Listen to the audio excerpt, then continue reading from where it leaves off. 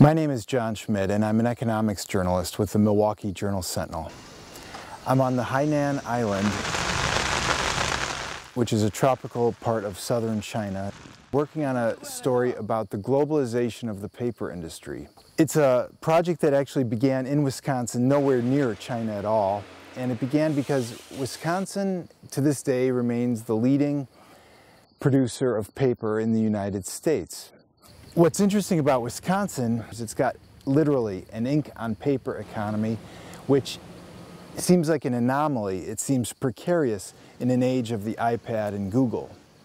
And that's what got us started on this project. An industry that's been thriving in Wisconsin for well over 100 years, but the mills have been closing in an age of rapid technological change.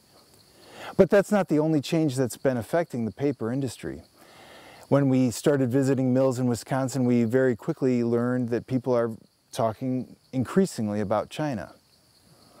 China overtook the United States in 2008 as the world's biggest producer of paper.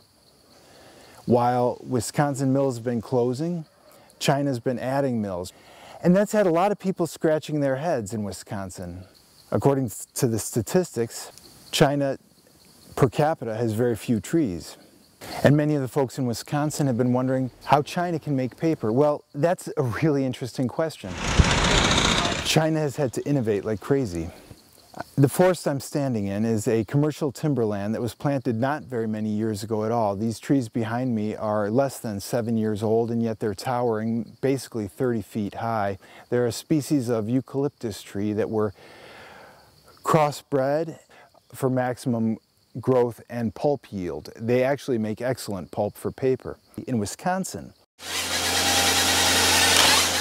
a logging operation consists of thinning organic natural forests where you have natural slow growth hardwoods that have been there for 40 to 60 years. The breakneck growth in China has raised a whole lot of questions. Politicians in Wisconsin and in the United States accuse Chinese paper mills of dumping their paper in the United States at below market costs. So I brought Democrats and Republicans together to put sanctions on China now. And the Beijing government illegally subsidizing the growth of the Chinese paper industry. So these are the questions that we're going to look at. It turns into a fascinating, counterintuitive globalization story. We're glad that the Journal-Sentinel went all the way to China for this story, because had we done the whole story in Wisconsin, there's no way we could have gotten the same perspective that we're getting here.